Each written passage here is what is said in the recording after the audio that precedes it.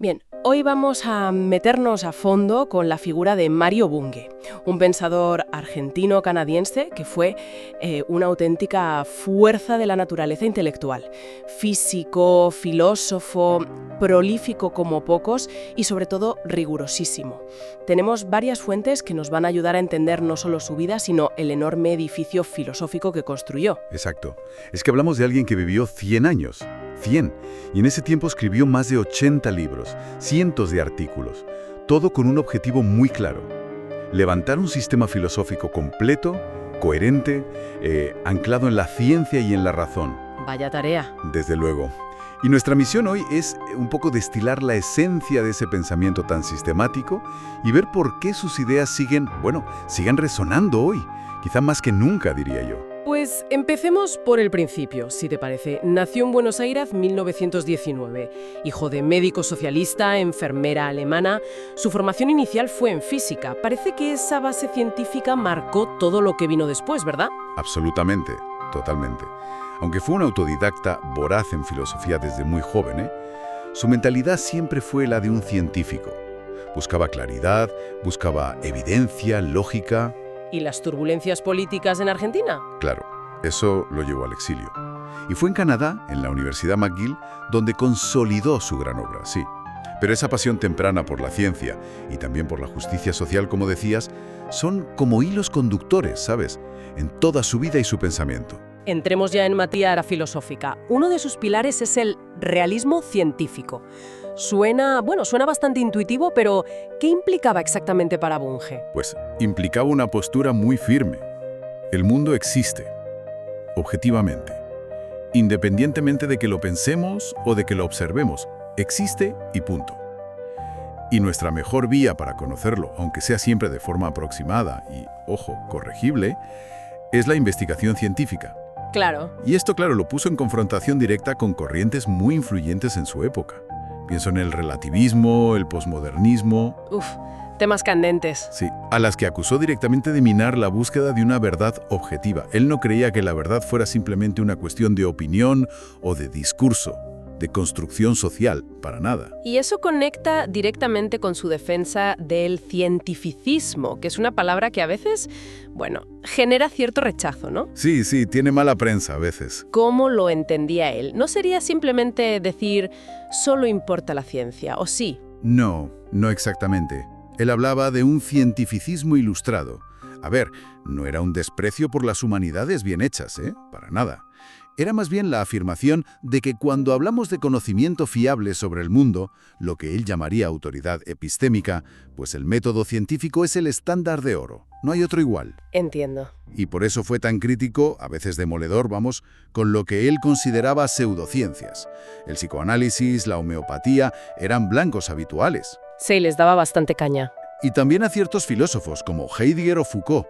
Los veía como exponentes de un oscurantismo intelectual, decía. Fuerte. Hay una cita suya que es muy gráfica. La charlatanería disfrazada de erudición ha dañado más a la filosofía que la censura.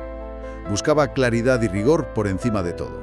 Era su obsesión casi. Fascinante, esa exigencia de claridad. Y en su visión de la realidad introdujo otro concepto clave, el materialismo emergentista. ¿Podrías desgranarlo un poco? Porque materialismo a secas puede sonar a reduccionismo simple. Justo ahí está la clave. Bunge era materialista, sí. Sostenía que todo lo que existe es material o es un proceso que ocurre en sistemas materiales.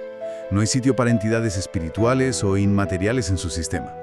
Pero, y aquí viene el emergentista, no era un reduccionista ingenuo, para nada. Argumentaba que cuando la materia se organiza en sistemas complejos, piensa en un cerebro, o un ecosistema, o una sociedad, pueden surgir propiedades nuevas. ¿Nuevas? Sí, emergentes, las llamaba él. Propiedades que no estaban presentes en las partes aisladas y que no se explican simplemente sumando esas partes. Ponme un ejemplo. La mente. Para él, la mente sería un claro ejemplo. Una función complejísima, que emerge de la actividad del cerebro, pero que no es reducible a la física de las neuronas individuales. Es algo más. Vale, entendido. O sea, la materia es la base de todo, pero la organización crea nuevos niveles de realidad con propiedades propias. Y esto encaja con su idea del sistemismo, ¿no? La idea de que todo forma parte de sistemas. Exactamente. El sistemismo es otra piedra angular de su pensamiento. La visión de que el universo no es una colección de cosas aisladas, sino una red inmensa de sistemas interconectados. Desde partículas elementales hasta galaxias, pasando por organismos, sociedades. Todos son sistemas o partes de sistemas. Y entender algo implica entender cómo funciona dentro de su sistema y cómo interactúa con otros. Y toda esta armazón teórica, tan potente, no se quedaba en lo abstracto.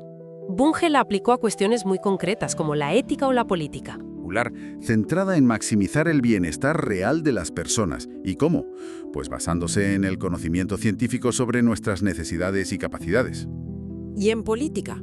Mencionaste antes su origen socialista. Sí, abogaba por un socialismo democrático y cooperativista. Pero ojo, él insistía en que no era por adherencia dogmática a una ideología. Ah, ¿no? No, decía que era porque creía, basándose en lo que él llamaba compasión racional y en el análisis social, que era el sistema que mejor podía promover ese bienestar general. Era muy crítico tanto con el capitalismo desenfrenado como con los totalitarismos, claro. Y también aplicó su visión a la tecnología. Rechazaba tanto el miedo irracional, la tecnofobia, como su uso acrítico o dañino. Buscaba un equilibrio racional. Es impresionante la coherencia, ¿eh? Y el alcance de su proyecto. Intentar construir un sistema filosófico tan vasto como hizo en su Tratado de Filosofía Básica.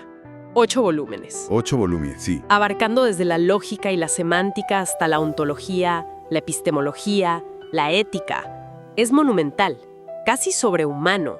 Lo es. Y su relevancia hoy yo creo que es más evidente que nunca.